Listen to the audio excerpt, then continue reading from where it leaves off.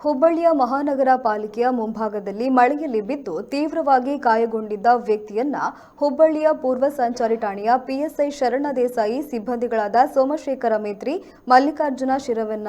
ಚೆನ್ನಪ್ಪ ಗೌಡ್ರು, ಶಂಭು ಎಲ್ಲರೂ ಸೇರಿಕೊಂಡು ಆಟೋದಲ್ಲಿ ಹತ್ತಿಸಿ ಹುಬ್ಬಳ್ಳಿಯ ಕಿಮ್ಸ್ ಆಸ್ಪತ್ರೆಗೆ ಕಳುಹಿಸಿದ್ದಾರೆ. ಸಾರ್ವಜನಿಕವಾಗಿ ಬಿದ್ದು ಕೆಸರಿನಲ್ಲಿಯೇ ಹೊರಲಾಡುತ್ತಿದ್ದ ವ್ಯಕ್ತಿಯನ್ನ ನೋಡಿಯೂ ನೋಡದಂತೆ ಹೋಗ್ತಿದ್ದ ಸಾರ್ವಜನಿಕರ ನಡುವೆ ಪೊಲೀಸರು ಮಾನವೀಯತೆ ಮೆರೆದಿದ್ದು ಎಲ್ಲರನ್ನು